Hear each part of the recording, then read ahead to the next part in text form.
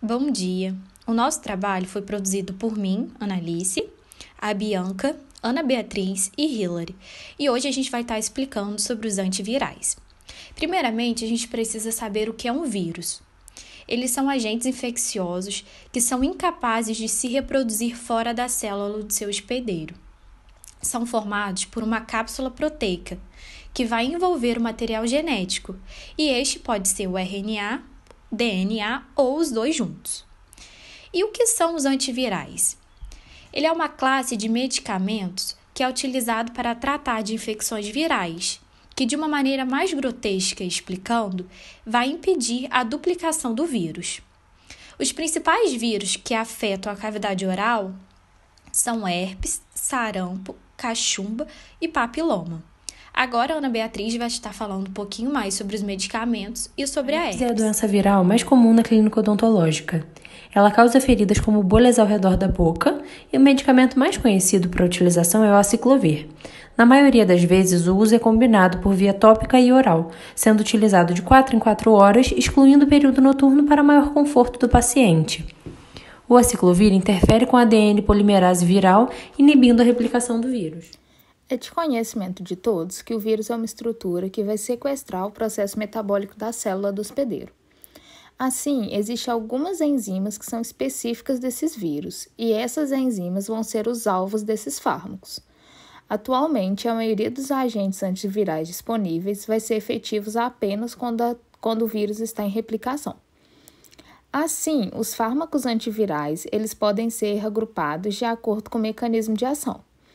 Os fármacos antivirais mais utilizados na prática odontológica são classificados como inibidores da DNA polimerase viral. Assim, vamos entender como que funciona esse mecanismo. O fármaco aciclovir é um medicamento de referência na terapia antiviral seletiva, uma vez que ele vai atuar somente em células infectadas pelo vírus. O nome aciclovir é derivado da sua fórmula química, que é composta por uma base nitrogenada que comumente seria ligada a uma pentose. No entanto, na síntese química, essa pentose é retirada e é adicionada um carboidrato acíclico. Daí a origem do nome aciclovir. Esse medicamento possui um espectro viral limitado ao vírus da herpes, não sendo eficiente contra infecções virais como varicela vírus ou Epstein-Barr. Agora a gente vai estar entendendo um pouco sobre esse mecanismo de ação. O mecanismo de ação de um antiviral vai começar primeiro com a infecção da célula por esse vírus, que vai ser incorporado pela célula, o vírus. Ele vai perder o seu capsídeo ainda no citoplasma e seu material genético vai ser direcionado para o núcleo, onde ele vai se incorporar ao DNA humano e assim ele vai sequestrar a maquinaria celular em benefício do vírus, que vai aumentar a replicação viral e a produção de proteínas. Assim, o fármaco aciclovir ele é um derivado sintético da guanosina. Ele vai ser convertido em monofosfato pela timina quinase viral. O que isso significa? A timina quinase viral ela vai ser encontrada apenas em células que são infectadas por vírus, pois é uma enzima específica de vírus. Então, o aciclovir vai ter essa especificidade dele só ser ativado aonde tem essa. Assim, o aciclovir só vai ser ativado em células que vão possuir essa timina quinase viral. Dessa forma, o aciclovir, assim que entra na célula, ele vai ter o contato com essa timina quinase viral e a partir disso vai desencadear um processo de reações químicas no qual o aciclovir vai ser transformado em monofosfato de aciclovir, difosfato, até chegar no trifosfato de aciclovir, que é a forma ativa do medicamento, que é a forma ativa desse fármaco. Essa forma ativa vai se ligar à DNA polimerase viral, que vai se incorporar ao DNA como uma desoxiguanosina. E por possuir uma estrutura química diferente, a ausência da pentose, como foi citado, ela vai interromper a extensão dessa cadeia nucleotídica. E o que isso vai desencadear? Isso vai desencadear o impedimento dessa replicação viral. O trifosfato de aciclovir ele vai ser inativado dentro das células do hospedeiro pelas fosfatases celulares. Esse medicamento, o aciclovir, é eliminado pelos rins, parte por filtragem glomerular e parte em secreção tubular. Agora eu vou estar falando um pouco mais sobre o penciclovir e o fanciclovir, que são medicamentos que possuem mecanismo de ação semelhante ao aciclovir e possuem apenas algumas alterações químicas no fármaco que vai modificar as suas propriedades farmacocinéticas. O penciclovir ele é cerca de 100 vezes menos eficiente do que o aciclovir, mas atinge uma maior concentração plasmática, logo ele vai apresentar um maior tempo de vida. Já o fanciclovir possui o mesmo mecanismo do aciclovir, como citado anteriormente, e possui propriedades bem semelhantes ao penciclovir. Agora vamos estar explicando sobre os efeitos adversos dos medicamentos. Primeiramente, o aciclovir ele pode ser usado de forma tópica, ou seja, é uma administração epidérmica, sendo em forma de pomada, de gel, e também pode ser oral, como comprimido ou intravenosa. Esse medicamento vai apresentar efeitos colaterais mais brandos, como dor de cabeça, diarreia, queda de cabelo, sensação de cansaço e entre outros. E vai possuir uma melhor ação antes da formação de vesículas, na fase prodômica, ou seja, na fase antes de apresentar os sintomas. O modo de uso é indicado tanto para criança quanto para adulto, sendo que o mesmo deve tomar um comprimido de 200 ou 400 mg 5 vezes ao dia. E também pode ser de forma tópica, como eu expliquei anteriormente, que o certo é aplicar o creme nas lesões 5 vezes ao dia durante 5 a 10 dias no máximo. O penciclovir, que também é um medicamento antiviral que interrompe a multiplicação do vírus herpes, ele permite uma cicatrização mais rápida e redução no tempo da duração da dor. Ele é indicado para adultos e crianças acima de 12 anos por via do uso tópico e é recomendado aplicar o creme nas lesões 8 vezes ao dia, com intervalo aproximadamente de 2 horas durante 5 a 10 dias. E as reações adversas é ardência, sensação de picada, formigamento, inchaço ou coceira. E o medicamento fanciclovir, ele é indicado só para adultos e é por via oral. Ele é utilizado no tratamento ou supressão do herpes genital recorrente em pacientes imunocompetentes e é recomendado que se tome uma cápsula 3 vezes ao dia durante 5 a 10 dias.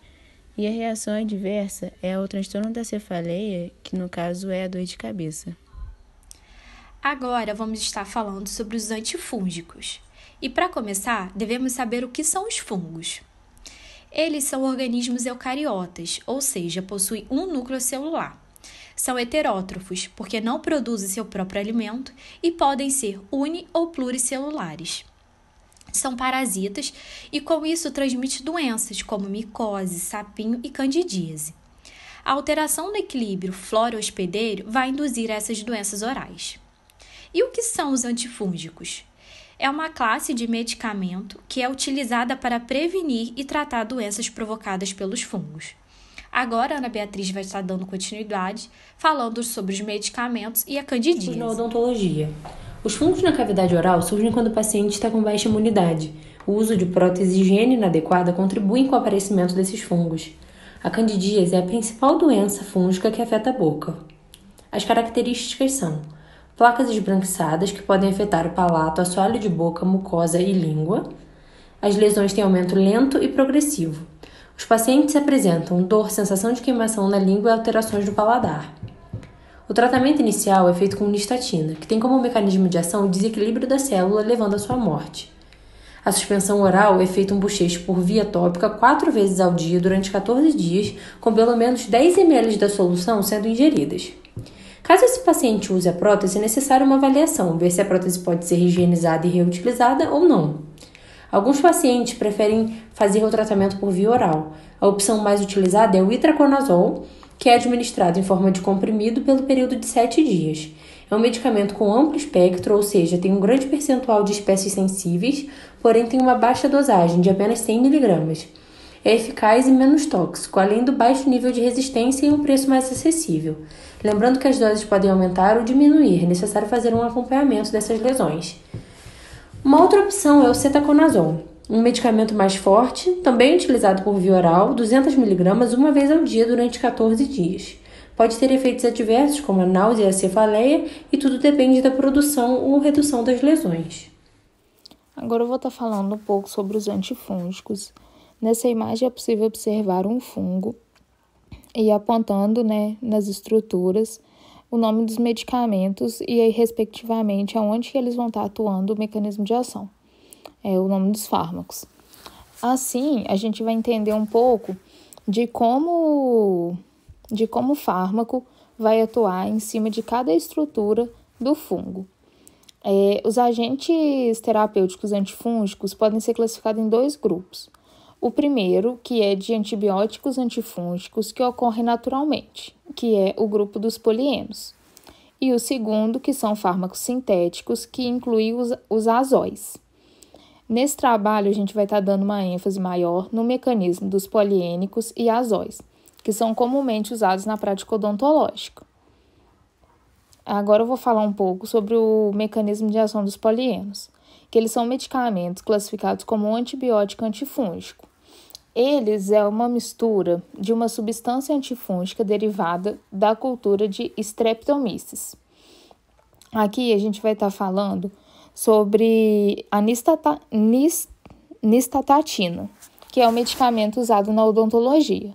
No entanto, a nistatina vai possuir uma estrutura similar à da anfotericina e vai possuir também o mesmo mecanismo de ação. Sendo assim, o mecanismo de ação da anfotericina vai ter o local de ação a membrana celular fúngica, onde vai ocorrer uma interferência na permeabilidade e das funções de transporte do fungo. Essa interferência na permeabilidade vai se dar pela formação de grandes poros na membrana. O centro hidrofílico da molécula vai criar um canal iônico transmembranar que vai causar graves alterações no equilíbrio iônico, incluindo a perda de potássio intracelular. A anfotericina vai ter uma ação seletiva, ligando avidamente nas membranas dos fungos e de alguns protozoários, e menos avidamente nas células dos mamíferos, então vai conferir uma seletividade maior. A base da especificidade do fármaco pelas membranas fúngicas e não pelas humanas se deve pelo ergosterol, que vai ser o esterol das membranas fúngicas, que não vai ser encontrado na célula animal, que é o colesterol, que é o principal componente das membranas. E assim também a anfotericina vai reforçar o efeito antifúngico da flucitosina, oferecendo uma combinação sinérgica. Então, é adequado fazer uma combinação desses fármacos. Além disso, é importante falar que a anfotericina é muito pouco absorvida quando administrada oralmente. Essa via geralmente é usada apenas em tratamento de infecções no trato gastrointestinal superior. A anfotericina também vai ter uma forte ligação a proteínas plasmáticas, penetrando pouco nos tecidos e nas membranas. Embora seja encontrado em concentração elevada em exudatos inflamatórios e pode atravessar a barreira hematoencefálica quando ocorrem inflamações nas meninges. Agora eu vou estar abordando o mecanismo de ação dos azóis. Os azóis são agentes antifúngicos sintéticos. Eles trabalham em cima do mecanismo de inibição da enzima fúngica 3A do citocromo P450, a lanosina 14-alfa-desmetilase, que é responsável pela conversão do lanosterol em ergosterol, que é o principal esterol da membrana celular fúngica. Essa depleção resultante do ergosterol vai alterar a fluidez na membrana, o que vai interferir na ação das enzimas associadas a ela. O efeito final dessa inibição vai ser a inibição dessa replicação. Assim, esses azóis também vão inibir a transformação das células de levedura de cândida em hifas. Então, ela vai estar interrompendo o processo de crescimento do fungo, a forma invasiva e patogênica do parasita, no caso da hifa, e vai reduzir a membrana nos locais de ligação. Os azóis eles podem ser classificados em imidazóis e trizóis de acordo com sua fórmula estrutural química. Os imidazóis, o de primeira geração é o miconazol e o de segunda geração é o cetoconazol. E os triazóis, o da primeira geração, temos o exemplo do fluconazol, segunda geração, voroconazol e terceira geração, ravuconazol, sendo esses mais atuais. Agora, em relação aos efeitos adversos dos antifúngicos, nós vamos dividir por etapa. Primeiramente, vem a classe dos medicamentos azóis. Por que eles têm esse nome? Eles bloqueiam a síntese do ergosterol, que é um importante componente da membrana celular fúngica. É o mais utilizado em infecções pouco graves. Primeiramente, temos o miconazol, que ele tem o seu uso tópico na forma de pomada e é indicado somente para adultos. O seu modo de uso é aplicar o gel ou loção 4 vezes ao dia. E seus efeitos colaterais constituem por distúrbios do sistema nervoso, boca seca, vômito e desconforto oral. E ele é mais indicado para o tratamento de candidíase oral. Em segundo lugar, nós temos o cetoconazol, que as vias de administração pode ser tópica ou oral. Ele é indicado para adulto tomar um comprimido uma vez ao dia e aplicar a pomada 4 vezes ao dia. Já em criança de até 20 quilos, é indicado 1/4 do comprimido uma vez ao dia. E de 20 até 40 quilos, é indicado usar meio comprimido uma vez ao dia. E o creme pode aplicar 4 vezes ao dia. E ele tem como efeito colateral diarreia, dor abdominal, náuseas e boca seca. E agora, para terminar a classe dos azóis, nós temos o cloretrimazol, que ele é conhecido comercialmente por Canesten e é usado mais para candidíase.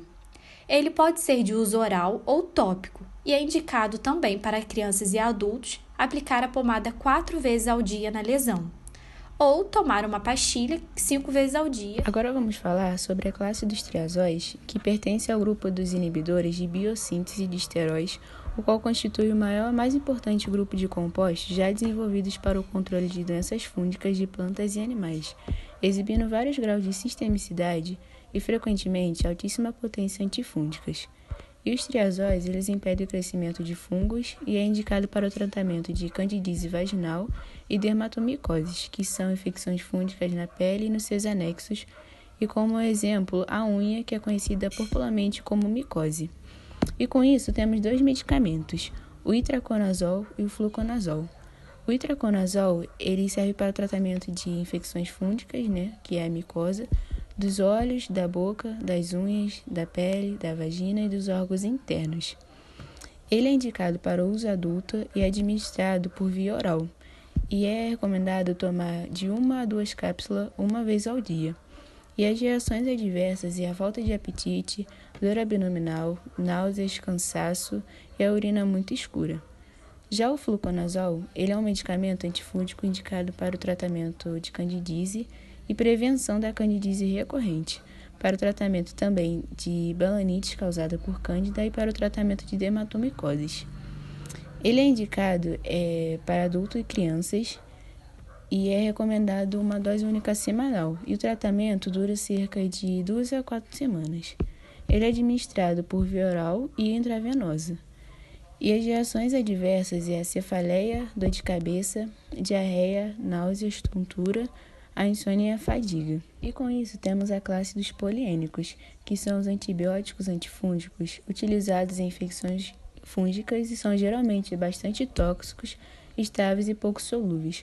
Eles só são utilizados comumente no Brasil na terapêutica humana a partir da anfotericina B, que é o principal antifúngico poliênico que ocorre na natureza, o epitaeno e a anistatina por falta de compostos melhores. E a anistatina é um remédio antifúngico que age inibindo o crescimento do fungo Candida albicans, que pode causar na pele ou mucosas como candidíase ou monilíase, que é também conhecida como sapinho em bebês e crianças, ou micose entre os dedos, por exemplo. E a anistatina é indicada para o uso de adultos e crianças e é administrada por via oral isotópico. E o creme ele deve ser aplicado 4 vezes ao dia, ou tomar uma draga 4 vezes ao dia, que é recomendado somente para adultos, ou fazer o bochecho de 5 ml 4 vezes ao dia. E as reações adversas que podem ocorrer são as erupções cutâneas, a urticária e a síndrome de Stevens-Johnson, só que são reações raramente relatadas, então são consideradas reações raras. As reações comuns é a diarreia, náuseas e vômitos. Esse foi o nosso trabalho do folder, espero que tenham gostado. E as nossas referências foi o livro Hang e Dale, Farmacologia, 8ª edição, e o material de apoio. Obrigada!